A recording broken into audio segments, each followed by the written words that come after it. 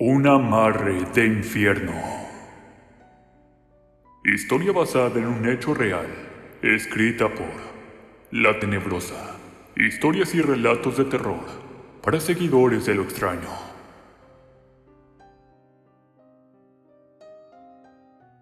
Es horrible tener que enfrentarse al lado oscuro y más perverso de la magia.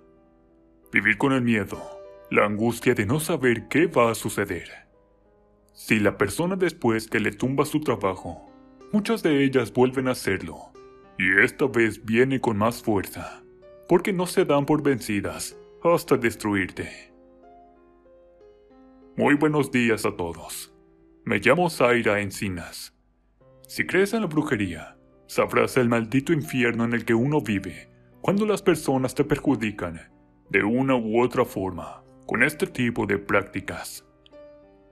Y los que no creen en ella, les aconsejo que no se burlen de las personas cuando padecen por este tipo de embrujamientos que les hacen a quienes conozcan o lleguen a conocer en su vida, porque ustedes no saben lo que estas personas sufren en estas situaciones.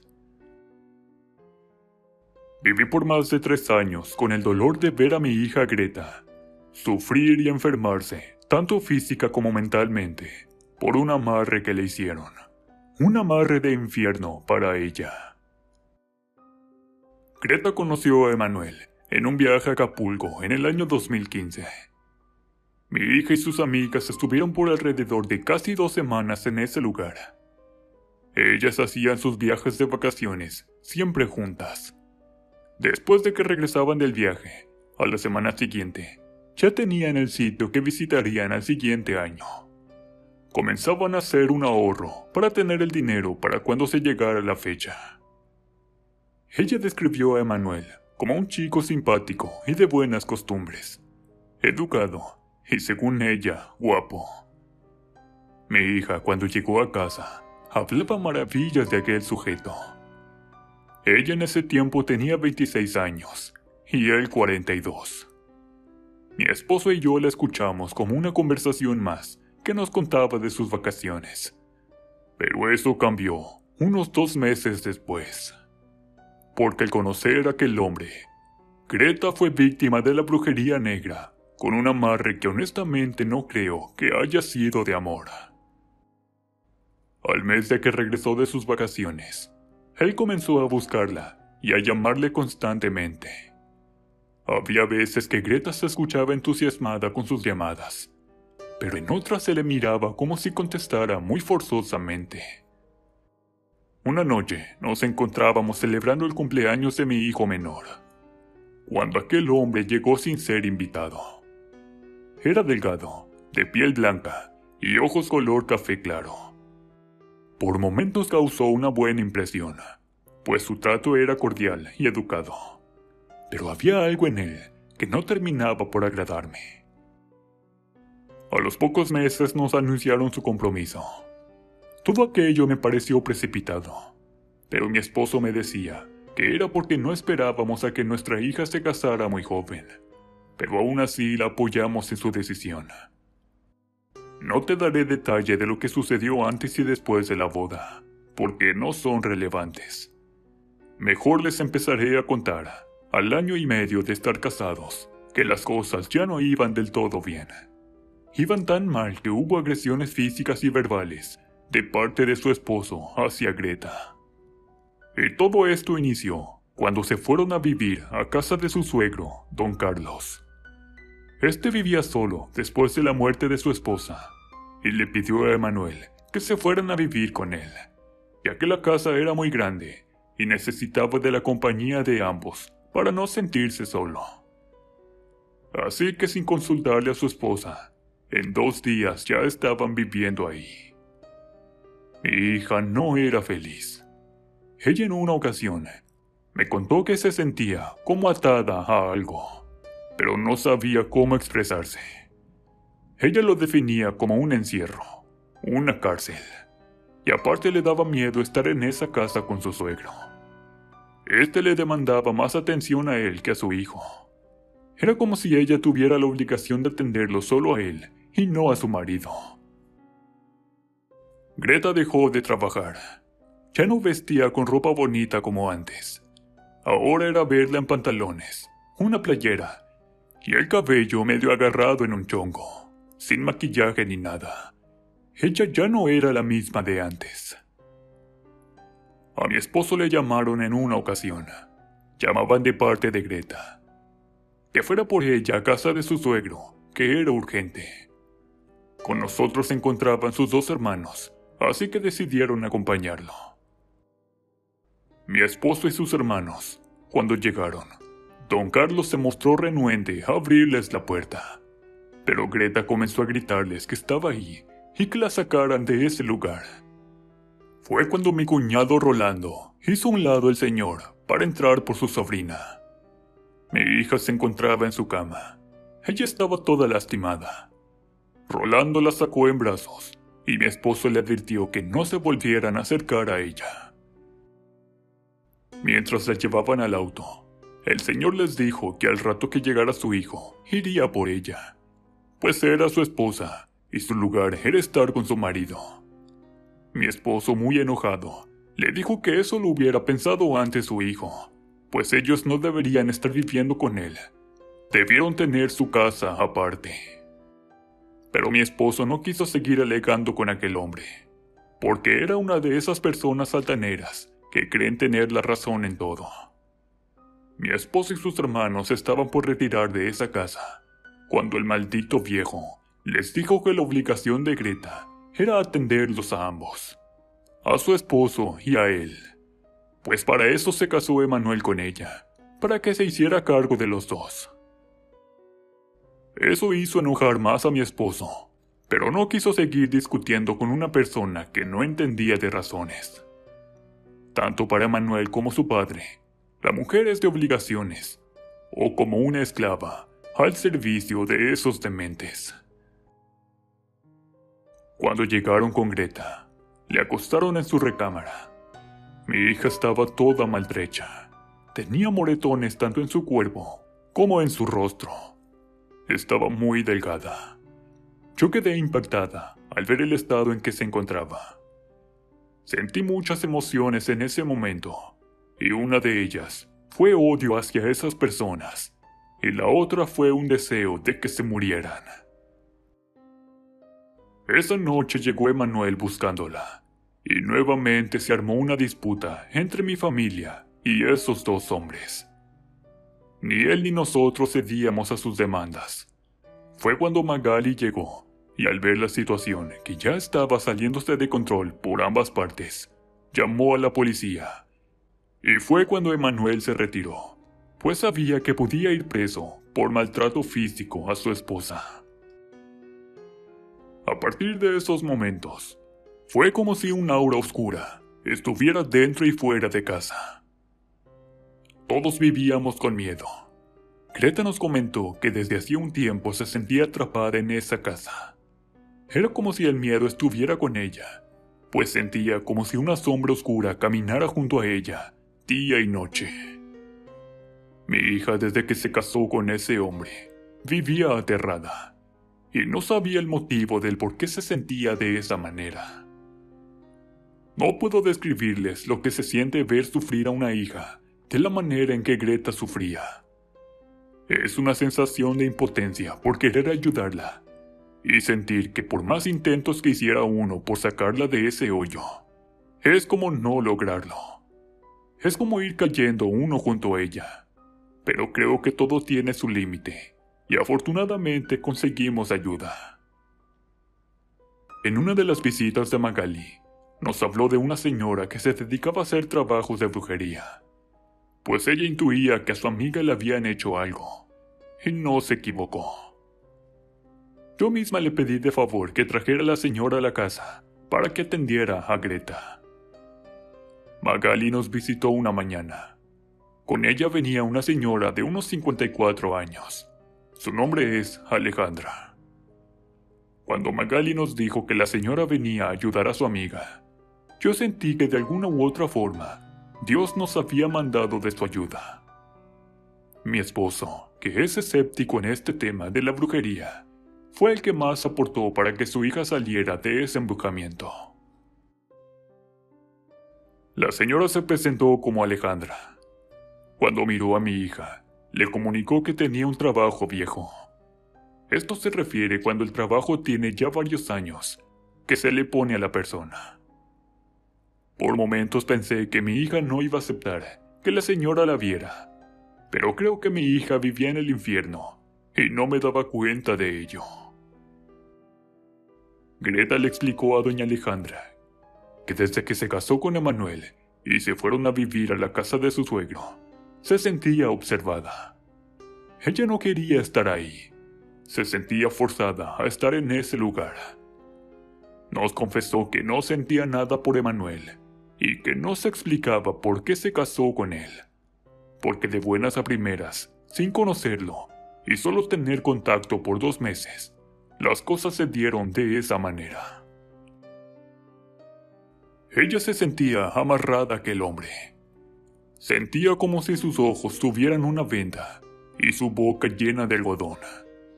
Pues cuando quería decir algo, sentía su boca llena y eso le impedía expresarse. Cuando venía a casa y quería contarnos de su situación, no podía. Era como si le apretaran su garganta y le impidiera hablar. Tampoco entendía por qué había renunciado a su trabajo. Cuando salía para algún lugar, el suegro era quien más atento estaba a lo que ella hacía. No la trataba como la esposa de su hijo. Cuando comenzó a tener problemas con su esposo por la manera y el trato que le daba su suegro, Emanuel se molestó y le dijo que no anduviera levantándole falsos a su padre. Él nunca le dio su lugar como esposa a Greta y siempre defendió al maldito viejo decrépito de su padre. Doña Alejandra la escuchaba muy seria. Mi hija rompió en llanto cuando le dijo que no sabía qué hacer. Fue cuando la señora le dijo que dejara de llorar, porque ahora los que iban a llorar serían Emanuel y su padre. Le prometió que en 2 días regresaría y le diría lo que teníamos que hacer, pues mi esposo y yo, como sus padres, teníamos que ayudarla. Mi hija le comentó que ella no deseaba hacerles algún daño, pero cuando doña Alejandra le confirmó que todo el daño que le hicieron a ella se les regresaría, si este fue hecho con brujería, lo quisiera ella o no. Así son las reglas en este tipo de cosas. Además, si las personas no tienen miramiento para con uno, ¿por qué uno tiene que dejar de pasar este tipo de situaciones? Pensaba yo, mientras mi hija guardaba silencio. A los 2 días regresó doña Alejandra con las velaciones que ella le había hecho a Greta y a su marido. Fue ahí donde descubrió que Greta había sido víctima de brujería. Brujería, un amarre de amor que su suegro le hizo a ella y a su hijo. Un amarre de infierno, dijo mi hija llorando. Yo le pregunté qué es lo que se podía hacer. Fue cuando ella nos explicó que eso se podía deshacer, pero que sería algo en lo que Greta tenía que estar de acuerdo. Ella contestó que eso era algo que no era para pensarse, y que pondría todo de su parte para quedar libre de esas 2 personas.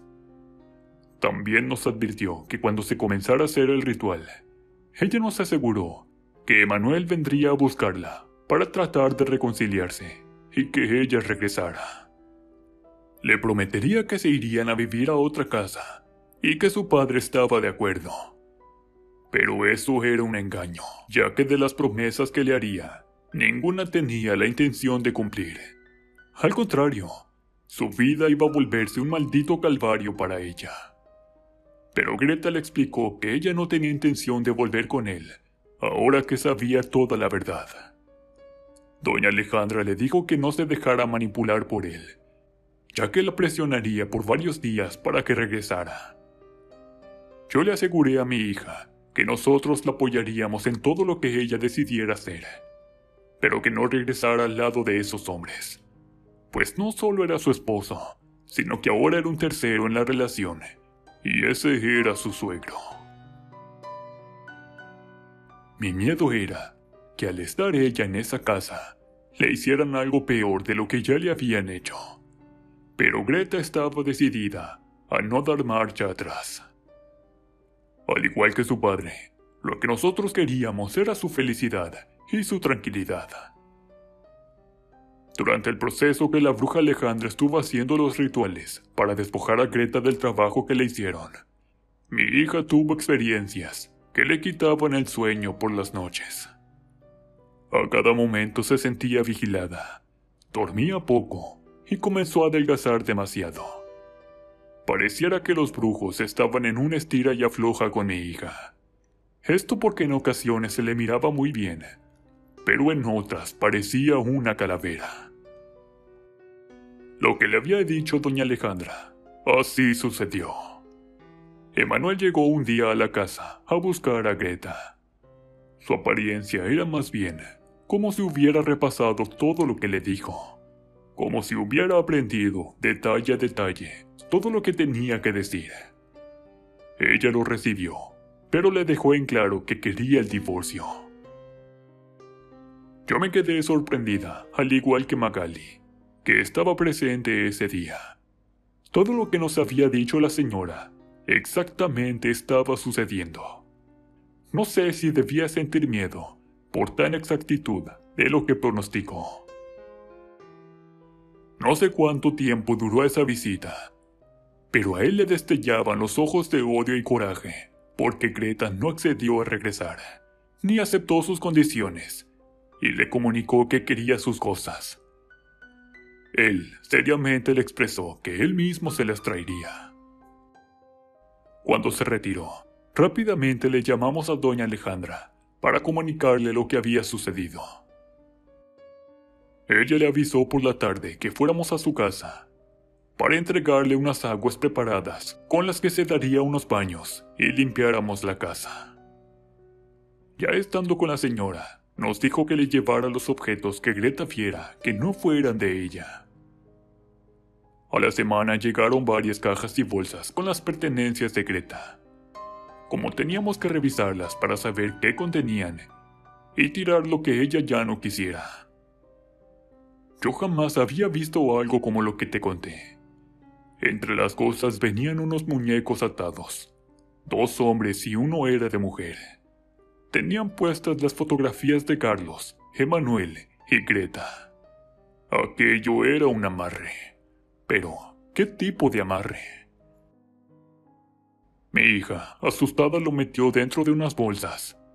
No terminó de revisarlas, ni las cajas ni las bolsas. Las echamos al vehículo y nos fuimos a casa de doña Alejandra. Cuando llegamos, nos confirmó que aquello era un amarre. Pero este era para que ella nunca los dejara y se quedara, quisiera o no, al lado de ellos.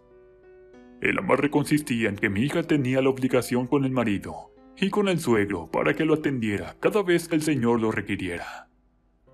Así que doña Alejandra encendió unos leños que tenía en su terreno y le dijo a mi hija que quemara lo que ella creía no le sería útil y lo que no fuera de ella. Mi hija quemó todos sus recuerdos.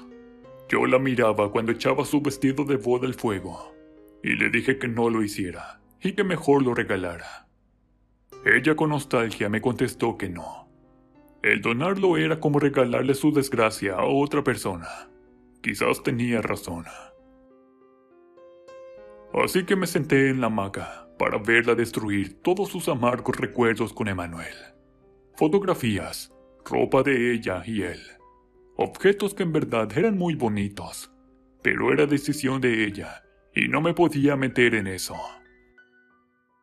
Cuando terminó de destruir todo, doña Alejandra vertió un líquido y pronunciaba unas palabras. Un ritual para terminar de destruir todo el daño y la maldad. Recuerdo que estaban las llamas muy altas y pareciera que el fuego no se extinguiría, cuando doña Alejandra echó los muñecos amarrados para que se quemaran. Mi hija ya estaba libre de ese amarre de infierno que le hizo su suegro Carlos. Libre de Manuel, para que ella rehiciera su vida nuevamente. Mi Greta aún tiene desagradables recuerdos de aquel matrimonio, que hasta el día de hoy fue forzado por Carlos, ese maldito viejo asqueroso, que no debió haber hecho aquel amarre. De hecho, nadie debe forzar a una persona a vivir el resto de sus vidas amarrado a otra persona a la que no amas. Aquel amarre fue más que un infierno lo que vivió Greta. Pero afortunadamente, logramos arrebatársela a aquellos dos dementes. Mi hija, después de recuperarse, siguió con su vida normal. Ella nos dice que la vida para ella se detuvo por el tiempo que vivió casada con Emanuel, pero que ella es valiente y nada la hará caer de esa manera. Afortunadamente no tuvieron hijos, pero tampoco descarta la posibilidad de ser madre algún día. Vivimos agradecidos con doña Alejandra por lo que hizo por mi hija. Para el 2019, nos enteramos que Carlos había fallecido. No supimos en verdad qué le sucedió, pero nos dijeron que sufrió mucho los 2 últimos meses de su vida. Jamás volvimos a saber de Emanuel, después de aquel día que estuvo en Gaza.